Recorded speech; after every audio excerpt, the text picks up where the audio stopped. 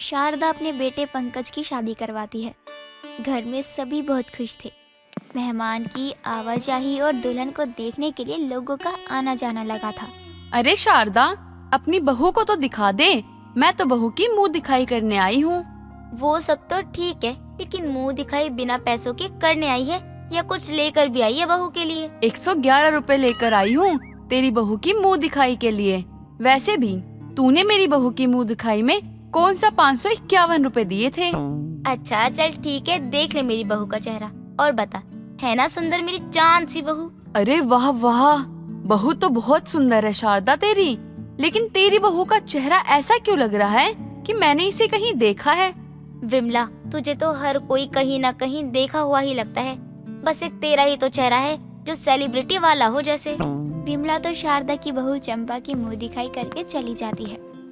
ऐसे ही 2 से 3 दिन बीत जाते हैं। चंपा भी घर में सभी को काफी पसंद आ रही थी। चंपा जितनी खूबसूरत थी उतनी ही संस्कारी भी। माँ जी, आपने साग बनाने के लिए कहा था, मैंने साग बना दिया है। और देवर जी के लिए पनीर की सब्जी, उनके लिए गोभी की सब्जी, पराठे, चावल सब बना दिया है। अरे बहू, कितना काम करती है तू, कभी तो आराम भी कर लिया कर।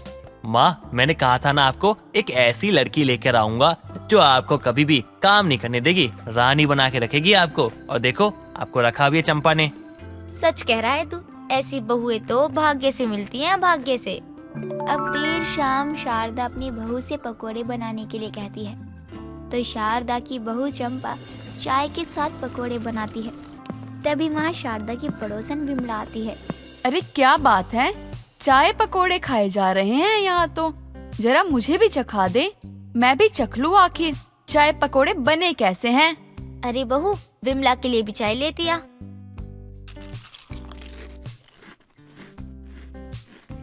अरे शारदा, क्या चाय पकोड़े बनाए हैं तेरी बहू ने, खाकर तो मजा ही आ गया।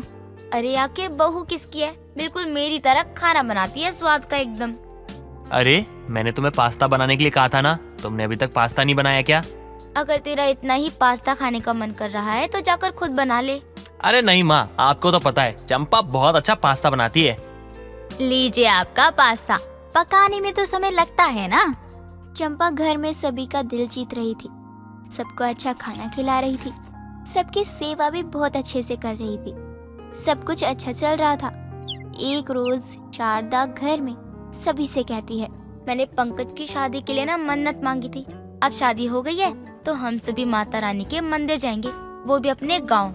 माँ, मुझे ऑफिस से छुट्टी नहीं मिलेगी, आप लोग चले जाइए। तेरा जाना तो खास कर जरूरी है, क्योंकि तू और बहू ही है जो वहाँ पूजा करेंगे बैठ के। हाँ माँ जी, मुझे भी गांव घूमने की बहुत इच्छा है।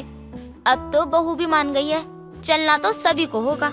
शारदा के कहने पर सभी गांव जाने के लिए तैयार हो जाते हैं। शारदा का छोटा बेटा रवि, बड़ा बेटा पंकज, बहू चंपा और वो खुद। लेकिन जाने से एक दिन पहले शाम में घर में गांव जाने की तैयारी चल रही थी और इसी वक्त विमला वहां आती है। अरे, सभी कहाँ जाने की तैयारी करने लगे? अभी अभी तो शारदा तूने अपने बेटे की शादी की है, लगता है बेटे के साथ सभी हनीमून पे जा रहे हैं। धत, तू भी ना कुछ भी बोलती है। हम तो मंदिर जा रहे हैं, वो भी गांव की कुलदेवी के मंदिर। अरे शारदा, तू गांव जा रही है? तेरे जो कुलदेवी का मंदिर है उसके बारे में मैंने बहुत सुना है यार, मैं भी कहीं जा नहीं पा रही हूँ। क्या मैं तेरे साथ गांव घूमने चलूं? नेकी और पूछ पूछ, भला काम में देरी कैसी, चल चलते हैं सभी। शारदा के साथ अब उसकी पड़ोसन विमला, दोनों बेटे और बहू सभी सुबह गांव के लिए निकलने वाले होते हैं। तभी पंकज चंपा से कहता है, अरे चंपा, खाने में जो भी बनाया हो, लेकिन मेरा पास्ता बनाना मत भूलना। मैं पास्ता के बिना रह ही नहीं सकता, रास्ता कैसे काटूंगा? अरे बहू, बना दे पास्ता, वरना मुझे नहीं लगता कि इसका रास्ता बिना पास्ते के कट जाएगा। हाँ क्यों नहीं, अभी बना देती हूँ उनके लिए पास्ता। सारी तैयारियां हो जाने के बाद पंकज अपने दोस्त की गाड़ी लाता है और खुद गाड़ी चलाता भी है और अपने गांव के लिए निकल पड़ता है। बहू, जब से तू शारदा की बहू बनकर आई है, शारदा बहुत खुश रहने लगी है। तेरी सास दिल की बहुत अच्छी है, भले ही जुबान कैसी भी हो। हाँ विमला काकी, ये तो आप सही कह रही हैं। सासू माँ दिल की बहुत अच्छी हैं और जुबान से भी। मुझे उनसे कोई दिक्कत नहीं है। और हाँ, शारदा तेरी बहू बहुत अच्छी है। जो तू कहती है वो सब करती है। तेरी इतनी सेवा करती है। ऐसी बहुएं पूजा पाठ पुण्य करने के बाद ही मिलती हैं। सही कह रही है विमला काकी, आखिर पसंद तो मेरी है। ऐसे ही सबका रास्ता कट रहा होता है। तभी पंकज गाड़ी को एक साइड रोककर सभी से बोलता है, गाड़ी में ना हम सभी मिलके ना खाना खा लेते हैं। मुझे तो बहुत जोरों की भूख लगी है। और हाँ, मैं बस पास्ता खाने वाला हूँ, तो जल्दी से मुझे पास्ता दे दो। सभी खाने को बीच में रखो और सब मिल बांट कर खाएंगे। पास्ता सिर्फ तेरे लिए नहीं बनाया बहू ने, सबके लिए बनाया है।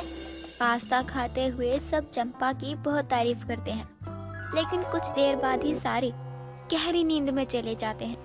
तभी एक आदमी चंपा के पास आता है और कहता है, काम हो गया हो तो जल्दी गाड़ी से निकलो और चलो। लेकिन इन लोगों को ऐसे ही छोड़ दूं क्या, ऐसी हालत में? अगर दया ही आ रही है तो सबको उठाकर बता दो ना कि तुम यहाँ किस काम से आई थी। मेरा काम तो रास्ते के लिए बनाए हुए पास्ते ने कर दिया। मेरी क्या मजाल जो मैं इन्हें कुछ कर सकूं? अरे जल्दी चलो ना, कहीं ऐसा ना हो इन्हें होश आ जाए और हम सभी पकड़े जाए। सारा सामान ले तो आई हो ना तुम? काहे चिंता करत हो, सारा सामान लेकर आए हैं, कुछ ना ही छोड़े हैं हम। अब चंपा वहाँ से रफू चक्कर हो जाती है। इधर कई घंटों के बाद शारदा की नींद खुलती है और वो देखती है कि सभी गहरी नींद में सोए हुए हैं और चंपा वहाँ है ही नहीं। अरे माँ, क्या हुआ? क्यों उठा रही हो मुझे? और मेरा सर इतना दर्द क्यों कर रहा है? सर दर्द तो मेरा भी कर रहा है, लेकिन मुझे तो कुछ समझ ही नहीं आ रहा कि बहू कहाँ गई और हमारी आँख ऐसे लग क्यों गई। विमला उठ। अरे कोई रवि को उठाओ। क्या हो गया सभी को? सबके सब अपना सर क्यों पकड़े हुए हैं? अरे शारदा, तेरी बहू ने पास्ता क्या खिलाया? मुझे तो नशा ही हो गया। किसी को कुछ भी समझ नहीं आ रहा था कि आखिर पास्ता खाने के बाद ही उन्हें अचानक से क्या हो गया था। सब चंपा को ढूंढने भी लगते हैं, लेकिन वहाँ देखते हैं कि चंपा कहीं भी नहीं है और चंपा का बैग भी गायब है। माँ, कहीं आसपास होगी चंपा, चलिए देखते हैं।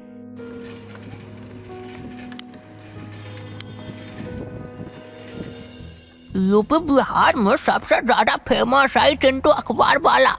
अरे भैया अखबार ले लीजिए, अरे 15 रुपये में ही देंगे, पढ़िएगा, ताजा ताजा खबर मिलेगा।